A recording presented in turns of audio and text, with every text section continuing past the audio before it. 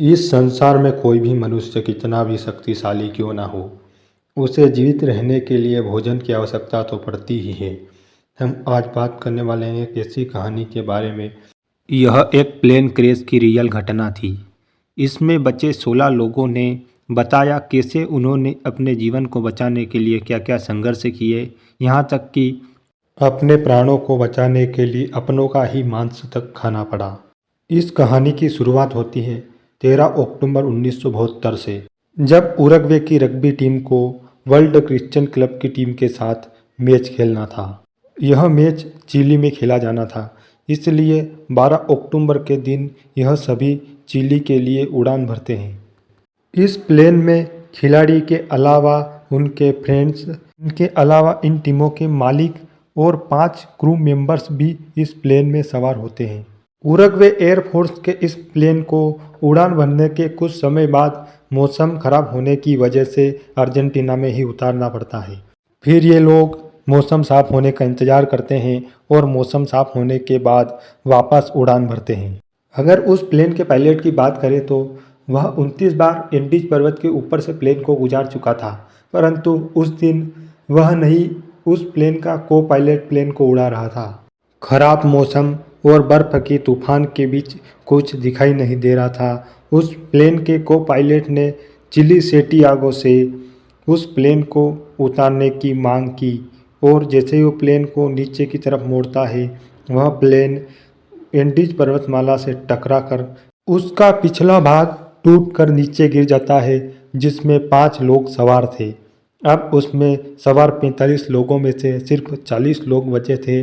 फिर वो विमान पहाड़ी से टकराकर नीचे 200 मीटर तक घसीटता हुआ 2 भागों में विभाजित हो जाता है, जिसके कारण पायलट सहित 7 और लोग मारे जाते हैं। अब तक 12 लोग मर चुके थे और फिर उस हादसे के अगले दिन फिर 5 अन्य लोगों की मृत्यु हो जाती है। एटीसी की रडार से यह विमान गायब हो चुका था, जिसके कारण 4 विमानों को इनको खोजने के लिए भेजा जाता है। उसके अगले दिन 3 देशों के 11 विमान फिर सर्च के लिए भेजे जाते हैं। इस प्लेन हादसे में फंसे लोगों द्वारा उनको खोजने आए प्लेनों को देख भी लिया जाता है, परंतु कोई फायदा नहीं होता, क्योंकि यह प्लेन बर्फ में क्रैश हुआ था, जिसके कारण वह प्लेन उनको देख नहीं पाते। उनके द्वारा हर वो कोशिश की जाती है जिसके द्वारा उन सर्च करने आए प्लेनों का ध्यान अपनी ओर आकर्षित किया जा सके। उन प्लेन में सवार लोगों को यह बताया जा सके कि हम यहाँ पर हैं। वहाँ फंसे यात्रियों में से एक यात्री को प्लेन में एक रेडियो मिलता है। वह उस रेडियो को ठीक करता है, परंतु उस रेडियो पर मैसेज आ सकते थे, यहाँ से भेज नहीं सकते थे। वह उन यात्रियों को आकर बताता है कि हमारे लिए एक गुड न्यूज़ है। यात्री पूछते हैं क्या गुड न्यूज़ है? वह बोलता है सरकार ने खराब मौसम की वजह से सारे सर्च अभियान बंद कर दिए गए हैं, जो जानकारी उसे रेडियो द्वारा मिली थी। अब लोग पूछते हैं कि इसमें गुड न्यूज़ क्या है, तो वह बोलता है कि अब हमारी मदद हमें खुद को ही करनी पड़ेगी। अब उनके पास खाने का भी ज़्यादा सामान नहीं था, क्योंकि उन्हें ज़्यादा लंबी उड़ान नहीं भरनी थी। उनके पास जो कुछ भी खाने का सामान था, वह जितने लोग बचे थे वह बराबर बांट लेते हैं, और जब वह ख़त्म हो जाता है तब उनके पास एक और चुनौती खड़ी हो जाती है कि क्या खाकर अपने प्राणों को बचाया जाए। तब वह फैसला लेते हैं जो लोग मर चुके हैं उनके मांस को खाकर जीवित रहा जाए। यह एक कठिन फैसला था, कैसे अपनों के ही मांस को खाया जाए, परंतु अपने जीवन को बचाने के लिए उनको यह करना ही था।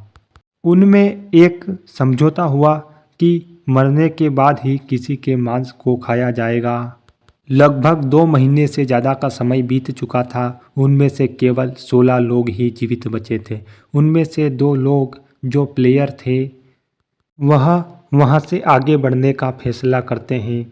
तब उनके साथ एक और आदमी शामिल हो जाता है। वह तीनों आगे बढ़ते हुए चढ़ाई करते रहते हैं। तभी उनके पास जो मनुष्यों का मांस खाने का था वह ख़त्म हो जाता है, जिसके बाद एक व्यक्ति को वापस भेज दिया जाता है और वह 2 जो प्लेयर थे वह आगे बढ़ते रहते हैं।